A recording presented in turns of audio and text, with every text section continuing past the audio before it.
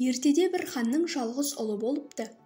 Дәулетінің көптігі сонша, бір суарғанда өзенге 90 мың жылқы жабады екен. Малы су ішкенде өзен тартылып қалады екен. Bir күні хан киелі құдыққа кез болыпты. Малын қанша жыл суарса да, суы сарқылмапты. Мөлдіреп шығады да тұрады екен. Хан құдыққа жыл сайын бір ту бие қалдырып отырыпты. Күндердің күні болғанда хан қартайып ажалы тақапты. Ұлын шақырып өсиет айтыпты. Балам, артымда қалған елге, мал-мүлікке өзің ие бол. Жыл сайын киелі құдыққа бір ту бие қалдыруды ұмытпа деді. Әкесі қайтқан соң, ұлы уәзірдің баласымен ақылдасып, әкем құдыққа жыл сайын бір ту бие қалдырып отыр деді. Не кереметі барын көргім келеді деді.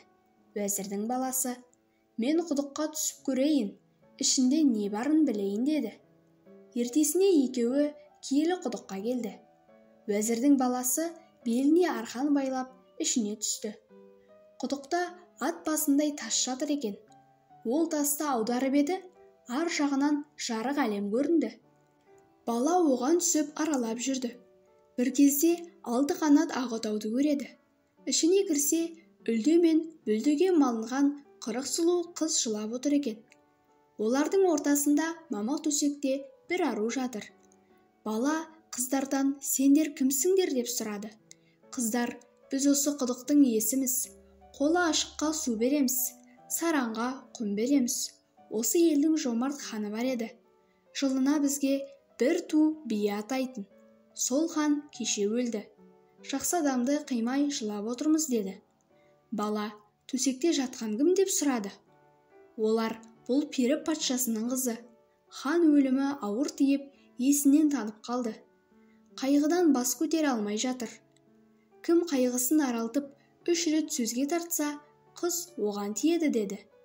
Уәзірдің ұлы қызға небір ертегі, хикая, әңгіме шертті. Өлең айтып жыр жырлады. Бірақ қыз қайғыдан басын көтермеді. Сосын ол құдықтан шығып, ханның баласына болған оқиғаның бәрін баян етті.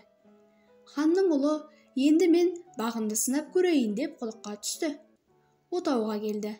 Қыздың жанына келіп, бірінші әңгімесін былай деп бастады. Баяғы заманда бір байдың 3 баласы болыпты. Бай бір күні ең үлкен ұлын шақырып, бір түйе жүк беремін, соны сатып, пұл қыл. Өзің қалаған нәрсеңді ал дейді. Бала базарға барып, жүгін өткізіп, сиқырлы айна сатып алады. Айнаға қарағанда жер жүзі түгел көрінеді екен. Бай екінші күні ортаншы ұлын базарға жұмсайды. Ол ақшасына ұшатын кілем сатып алады. Бай үшінші күні кенже ұлын жібереді. Ол өлген адамды тірілтетін таяқ сатып алады. Bir күні үшеуі отырып айнаға қараса, бір ханның сұлу қызы өліп қалыпты. Қызды қабірге қойғалы жатыр екен. 3 жігіт кілемге отырып, көзді ашып жұмғанша ұшып жетеді. Кенже ұлы таяғымен қызға жан бітіреді. Қыз тірілген соң, үшеуі оған таласады. Үлкен ұл, менің айнам болмаса, өлген қызды қайдан көрер едіңдер дейді. Ортаншы ұл, кілем болмаса қалай жылдам жетесіңдер? Сендер келгенше жерлеп қояр еді дейді. Кенже ұл, менің таяғым болмаса, келгенмен көргенмен не пайда? Қыз тірілмеседі дейді. Талас сол күйі тоқтамайды.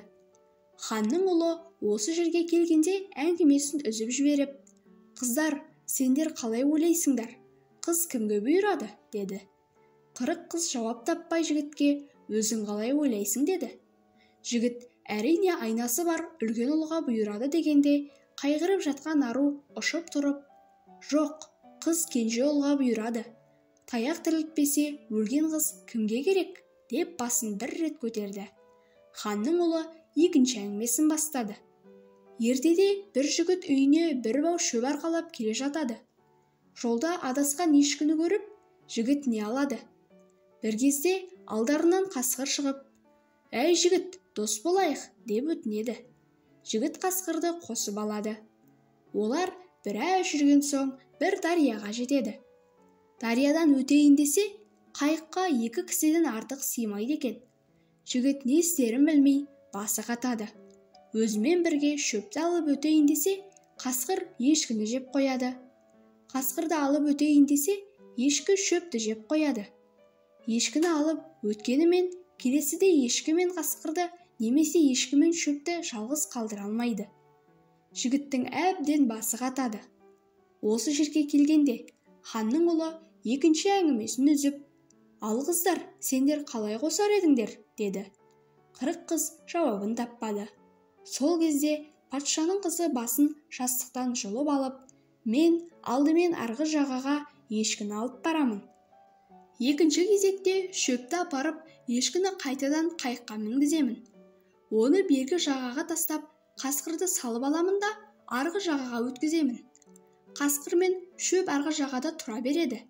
Мен қайтып айналып, ешкіні аламын да арғы бетке өткіземін» деді. Қыз осылай екінші рет басын көтерді. Ханның ұлы үшінші әңгімесін бастайды.